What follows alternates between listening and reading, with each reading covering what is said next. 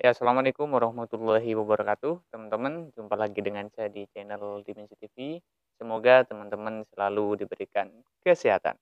Nah, pada kesempatan kali ini saya akan mereaction berita seputar Hasto yang sampai saat ini saya lihat masih belum menemukan titik terang. Nah, seperti yang sudah kita ketahui, penetapan Hasto Kristianto ini sebagai tersangka pasca setelah hari dipecatnya Jokowi dan Gibran dari Partai PDIP. Nah, sehingga dari hal ini, banyak masyarakat yang berasumsi bahwa ini adalah merupakan balas dendam dari Bapak Jokowi melalui KPK. Karena KPK, menurut berbagai informasi, mempunyai hutang budi terhadap Bapak Jokowi, kira-kira seperti itu. Oke, saya rasa tanpa perlu berlama-lama, biar tidak bosen, langsung kita tonton videonya. Iya, ini juga tergantung dengan kebutuhan. Penetapan Mas Hasto sebagai tersangka itu 3 hari. Sesudah pemecatan terhadap Pak Jokowi, Gibran, dan Bobi. Bobi, Gubernur Sumatera Utara. Pembalasannya dengan itu. Nah, makanya itulah yang kami curigai. Yang kami curigai, ini adalah bayaran terhadap hutang politik. Hutang politiknya KPK kalau Hutang politiknya pimpinan KPK yang diangkat. Jokowi danai Pilpres 2019 pakai uang korupsi. Masa KPK nggak berani periksa? Guys, sebelumnya udah rame kalau mantan Menhub yaitu Budi Karya minta ke pejabat Kemenhub buat korupsi dan kumpulin dana kampanye biar Jokowi menang Pilpres 2019. Berdasarkan fakta persidangan, Budi minta ke Zamrides buat kumpulin dana korupsi senilai 5,5 miliar untuk keperluan kampanye Jokowi 2019 kemarin. Tapi sayangnya, masa KPK nggak berani panggil Jokowi? Padahal ini fakta persidangan dan udah jelas banget kalau kampanye Jokowi 2019 itu didanai hasil korupsi DJKA. Bagi Siswanto Rusdi dari National Maritime Institute, ini tuh hal yang aneh. Udah jelas kampanye Jokowi 2019 pakai uang korupsi, tapi Jokowi nggak diperiksa KPK sama sekali. Menurut kalian, KPK emang berani guys panggil Jokowi karena kampanyenya 2019 kemarin pakai hasil korupsi? Bagi mereka adalah Jokowi. Ya. Karena logikanya menjadi nyambung semua.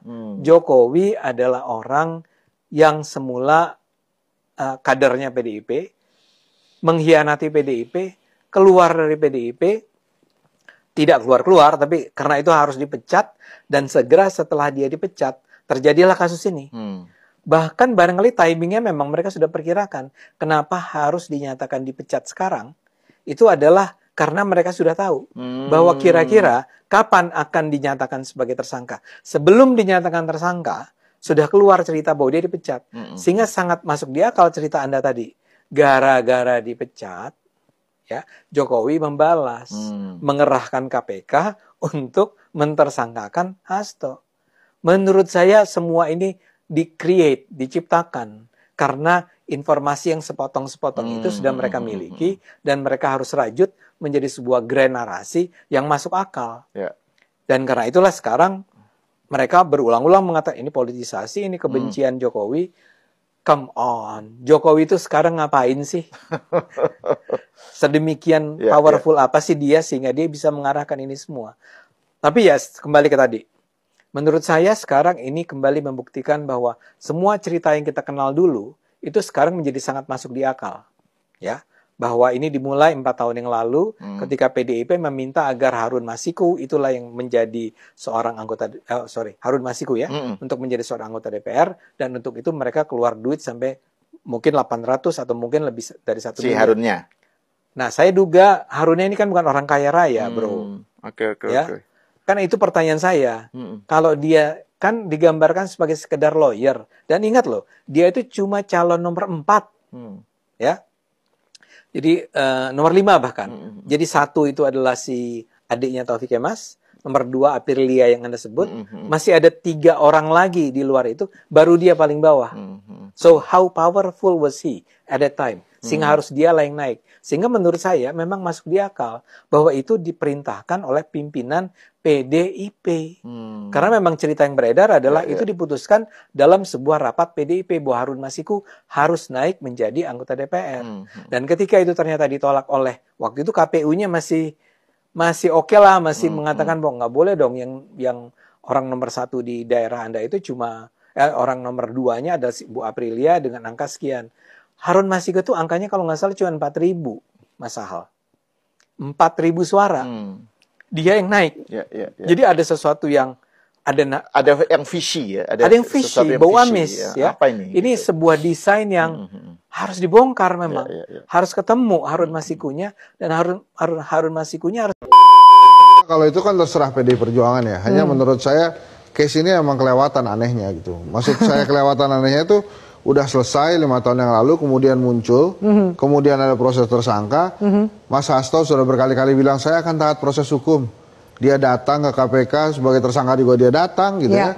Terus kemudian ada drama saling sandraan dan lain-lain. Jadi kalau menurut saya ini segera diselesaikan saja. Kalau memang Mas Hasto bersalah, hukum.